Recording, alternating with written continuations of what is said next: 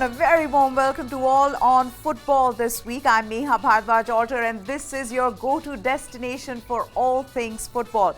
After months of footballing action, we have two of Europe's best teams who will battle it out in the final of the Champions League. That's right, the 2024 Champions League final is set.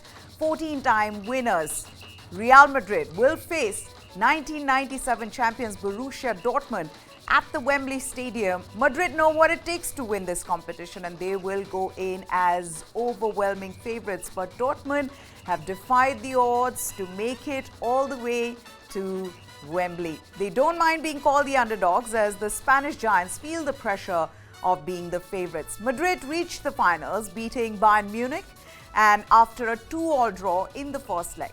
The second leg at the Santiago Bernabeu was pure drama with two late goals from substitute Joselu sealing 4-3 aggregate victory.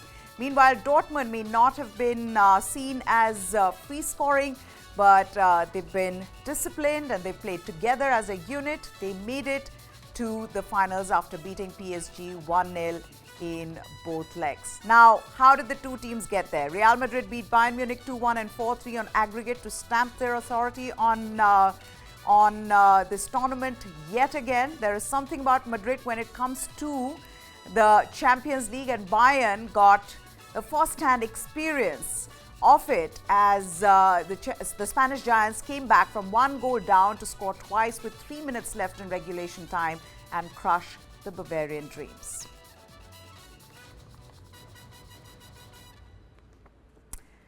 So let's take a look at how Real Madrid made it to the finals.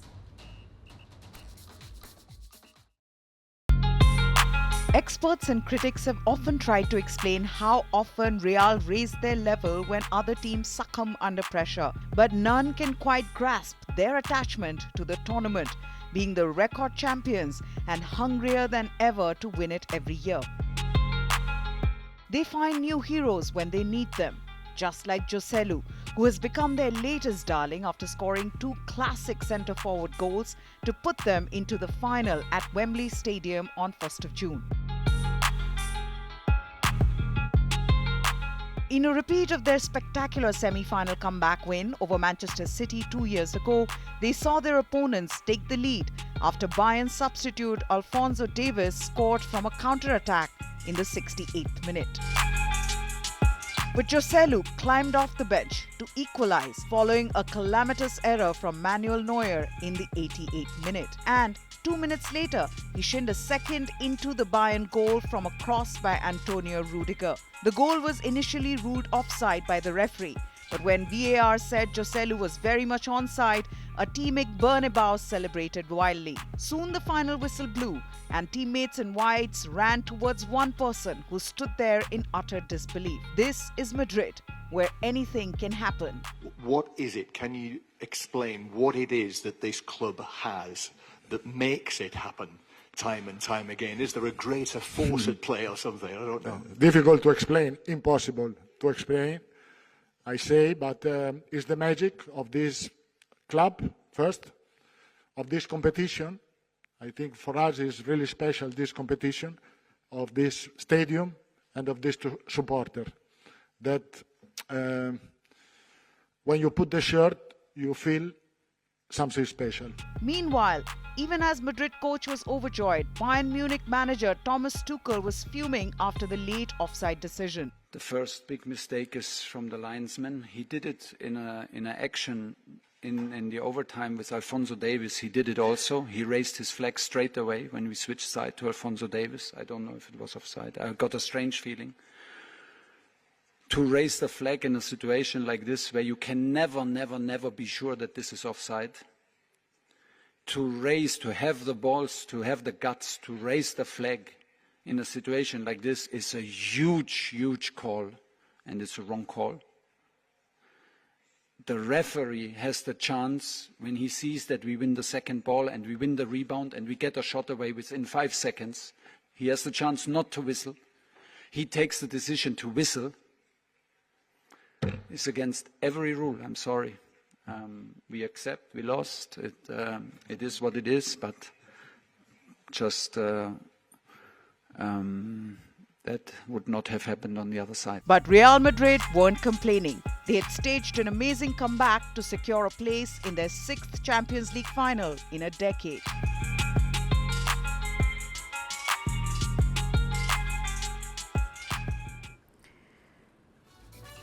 Right, let's also see how Dortmund made it to the final. They may not have the big superstars. Their group was the tricky one to get out of with PSG, AC Milan and Newcastle. But match after match, Borussia Dortmund have beaten the bigger teams. They've learned not just to survive, but instead thrive in this Champions League. And with that, they've reached their first finals of the Champions League since 2013. It was a night Dortmund fans would remember for a long, long time. An electric atmosphere at Parc des Princes with PSG fans beating the drums, singing their songs, desperately hoping for Champions League glory. But Borussia Dortmund proved they were the better team on the night, leaving the French club wondering what could have been. Leading by 1 goal, Dortmund were brilliant in their defence as they stifled Kylian Mbappe from scoring with Hummels and Schlotterbeck defending throughout like their lives depended on it. Hummels struck 5 minutes into the second half with a brilliant header to double their lead. That goal was crucial as PSG hit the post 4 times in the second period through Warren Zaïre-Emery, Nuno Mendes, Mbappe and Vitinha, which means the French side were denied by the woodwork 6 times over the 2 legs. But that cannot take the shine away from how organised Dortmund was in keeping a clean sheet till the very end. It was also fitting that Hummels scored the goal. After all, he was part of the side that lost the final to Bayern in 2013 at Wembley, where Dortmund are going again. Meanwhile, Kylian Mbappe, who would have dreamt of lifting the Champions Trophy for PSG, will depart his hometown club after failing to deliver on the night.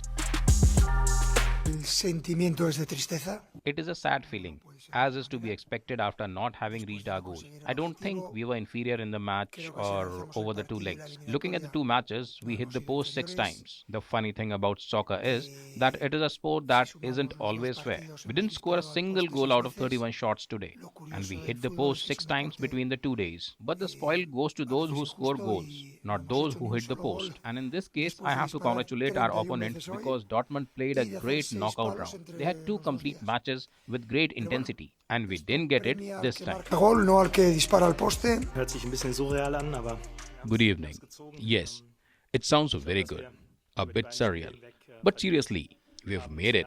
I believe that over the 2 games, we deserve to reach the final. When you win 2 games and keep a clean sheet twice against such formidable opponents, you deserve it. And we achieved that through a very good collective performance today. And of course, of luck as well, with them hitting the post. But today is a beautiful evening for us, for the club, and I'm very proud of my team, my staff, and the entire club. Thank you very much. Dortmund were always seen as the underdogs. They were drawn in a tough group with PSG, AC Milan and Newcastle. But Terzic's team finished top before eliminating PSV Eindhoven in the last 16 and Atletico Madrid in the quarter-finals. Now they've beaten PSG to enter their 3rd final of the Champions League.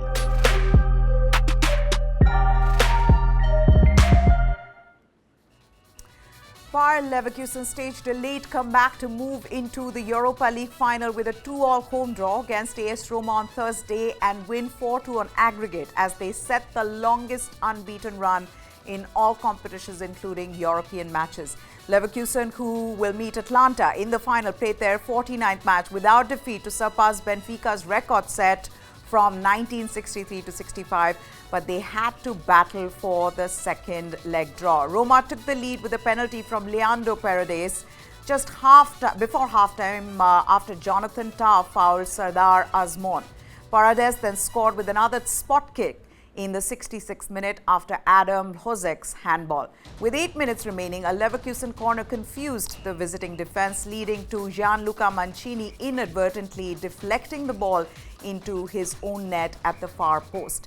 Josef Stanisic then secured Leverkusen's place in the record books deep into stoppage time with the equalizer after a skillful move into the box. Even before their first goal, before the second one, we have created so many chances. We were so close, but this is about scoring, and we were not doing that. We were so close, so that's why. And when we have shown great character, I think that I've said the boys they kept having the confidence that we were in the right way. Even after the 2-0, you can have few doubts that you can lose the control. You try to change a little bit the way you're playing, but we kept doing the right things, and it was for sure it was important, but it was totally deserved. And at the end, again, we scored the equalizer that it feels even greater to reach this way the final. Okay, with that, we're going to slip into a short break. When we return, the Premier League race is heating up. Is it going to be Arsenal? Is it going to be Manchester City who are ahead in that title race? We'll tell you after the break.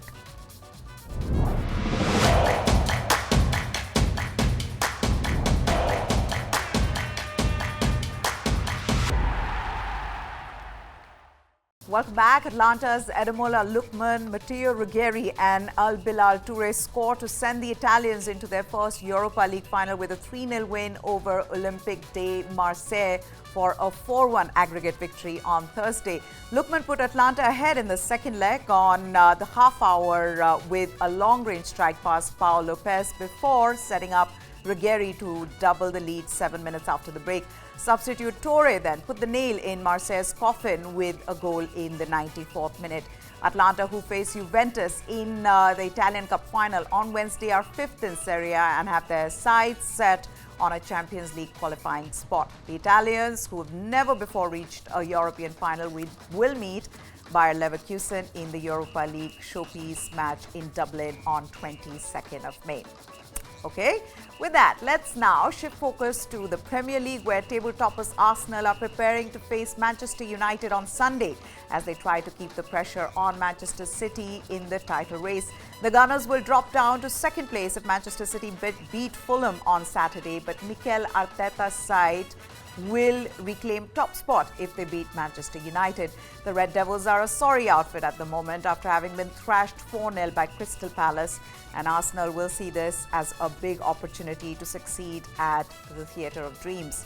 United have plenty to prove after an awful season, and what better way to show the world that they are better than this than beating Arsenal and putting a spanner in their grand plans. Okay. With that, what we're going to do is we're going to take a look at the points table. Arsenal are on top of that points table, but their rivals, Manchester City, are just a point behind. Take a look at that. Arsenal at 83 points, and then Manchester City on 82, Liverpool down below at 78. Arsenal would be thrilled by that goal difference. Manchester City, like I said, a point behind, but they do have an extra game in hand. Arsenal's title chances are not in their hands, but it will be opened up if City drop points in any of their next two games. Even if City do not drop points, if Arsenal win against Manchester United at the Old Trafford on Sunday, they will be heading towards the final week of the season with a shot at the title. Let's also take a look at the remaining matches for the two teams. What can we look forward to in the weeks ahead? Manchester City play Fulham on 11th of May. Or let's first take a look at Arsenal versus Manchester United. This is a big game on 12th of May. And Manchester United, like I've been saying, they'd want to prove a point here. Then there is Everton that Arsenal play on the 19th of May. This is also an important game for Arsenal. Arsenal, remember, they have to win all their games and hope that Manchester City slip up in one or two of their games. Let's also take a look at Manchester City's matches. They play Fulham, and this is a big one for them. They need to win this. And what this also does is that because Manchester City are playing Fulham on the 11th of May, Arsenal will know the results, and the pressure can be put on Arsenal in case Manchester City beats Fulham on Saturday, which is tomorrow. Then Manchester City play Tottenham. Manchester City have never won against Tottenham under Guardiola. So can they do it this time around? That'll be important. Then there is their last game against West Ham. So, like I said, in the coming weeks, this title race is heating up, and we're right at the business end. Who is it going to be? Well, one thing we can be certain of is that Manchester United are nowhere in that race, and it seems there is no end to Manchester United's woes after they plunged to a morale-deflating 4-0 loss to Crystal Palace in the Premier League. It has raised the prospect of the 20-time English champions of finishing at the lowest spot in the EPL era, which remains 7th in 2013 and 2014. They are now placed 8th in the standings, and even a Conference League berth could be beyond them at this rate. With a record 13 losses already in this EPL, they've lost 18 times across all competitions, conceding 81 goals, which is the most since 1976 and 77. They have won only once in their last 7 Premier League games, a far cry from the days when they used to dominate this league, triumphing 13 times under Alex Ferguson. Former Manchester United defender Gary Neville, he was speaking at the premiere of a film focused on Manchester United's 1999 treble-winning team that he was part of. He pointed out that an FA Cup win over City could be the start of something special, as was the case with Sir Alex Ferguson, whose first title in charge in Manchester was the FA Cup. You know, history can be your friend and it can be your enemy when you look back, and sort of I'd hope that Manchester United's history can inspire the current group. And look, there is a really important game in 3 weeks against Manchester City in the cup final, and that could be the start of something very special. They have to look at it that way, I hope, because you know it didn't all start with a treble for us or for Sir Alex Ferguson. It started in 1989 with an FA Cup win against Crystal Palace at Wembley, and 10 years later Manchester United won the Champions League, but it took 10 years from that FA Cup win. So I think that it's really important to reflect upon the fact that, you know, I grew up in the 80s as a United fan when we didn't win the league. So you can't always be successful. And I hope the current group can win against City in a few weeks, find a way to win somehow. And that could be the start of something that could create great belief. Former Ivorian footballer Didier Drogba lit the Olympic cauldron at the end of the first day of the Paris 2024 torch relay in Marseille. Ex-NBA basketball player Tony Parker was earlier among those carrying out torchbearer responsibilities along a route that ended at the Stade Velodrome, where Drogba played for Olympique Marseille before moving to Chelsea in 2004. The Olympic flame landed on French soil the day before amid tight security, and you could see firing the starting gun on a summer extravaganza of the sport.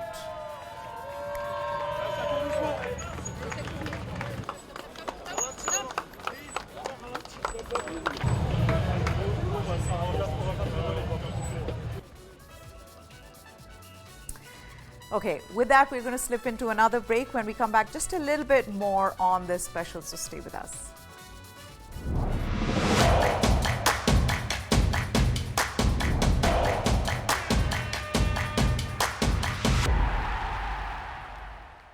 Welcome back. Now, let me introduce the News 9 initiative, the Indian Tigers and Tigresses. It's a groundbreaking quest to discover India's most promising football talents under the age of 14. This campaign aims to unearth budding football stars, both boys and girls, from every corner of the nation. The initiative kicked off with great pomp and fervor at a grand ceremony attended by over 1,200 enthusiastic school kids. Distinguished representatives from the German Football Association, Bundesliga, BVB, Borussia Dortmund, and the Indian Football Centre in Europe graced the event, engaging with the young participants. The launch marked the beginning of a thrilling journey set to unfold over the coming months. Registration for the hunt will open soon, inviting aspiring footballers to showcase their skills. European football scouts will meticulously evaluate the entries, seeking the brightest talents. By the end of June, selected candidates will converge at scouting venues across India for further assessment. The top 200 contenders will earn coveted spots at a specialized football training camp. From this pool, 20 standout individuals will emerge as Tigers and Tigresses, earning the prestigious opportunity to train in Austria and Germany. But the journey doesn't end there. In August, these talented young athletes will test their mettle in friendly matches against European clubs. Moreover, They will have the honor of meeting football legends, drawing inspiration from their stories and experiences. The News 9 initiative isn't just about nurturing football talent, it's about fostering a connection with the beautiful game.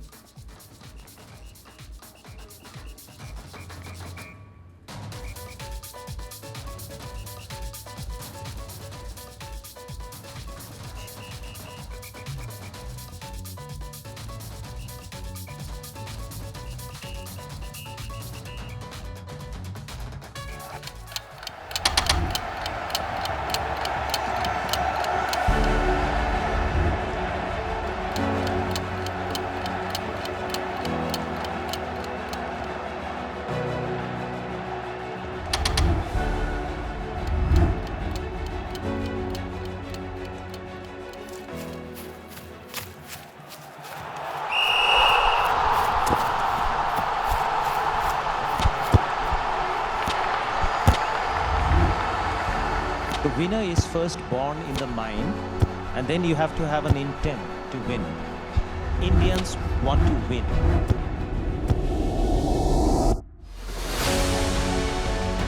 What India thinks today. Ladies and gentlemen, the Honorable Prime Minister of India, Shri Narendra Modi, is here. Our prowess as a sporting nation is on the rise.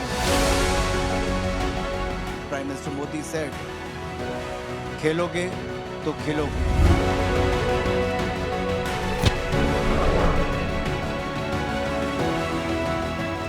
Tigers and Tigresses, they are born to roar, so they'll be roaring in the world arena.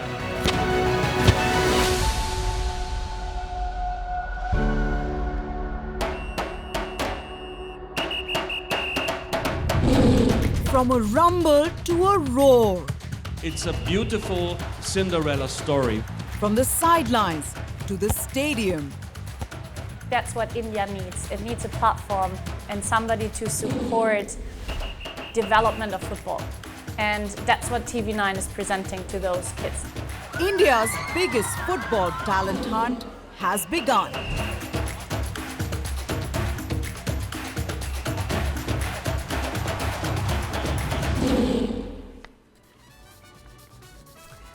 Okay, time for us to wrap this show up, but just as we go, let's quickly tell you what are the big matches that are coming up this weekend and next week in the Premier League. Let's begin with that. Fulham will play Manchester City. That's at 5 p.m. Big match for not just Manchester City, but also Arsenal. Then on Sunday, 12th of May, Manchester United take on Arsenal. Again, can Manchester United just put up a fight and show that they're not as bad as everyone's making them out to be against Arsenal? And then there is Tottenham versus Manchester City, which is on Wednesday, midweek at 12:30 a.m. That's in Premier League. In La Liga on Saturday, on 11th of May, there's a match between Real Madrid and Granada. And it'll be important to see how Real Madrid are shaping up before that final in the Champions League. Then there is another one to look forward to on Sunday in Bundesliga, Bayern Munich versus Wolfsburg. How are Bayern taking the loss in the Champions League and how will they play in Bundesliga? That's it then from all of us. Hope you enjoyed this. We love bringing this football special out to you. It's the beautiful game. What's not to love about it? So keep watching this show every Friday at 6 p.m. For now, goodbye. Thanks for watching.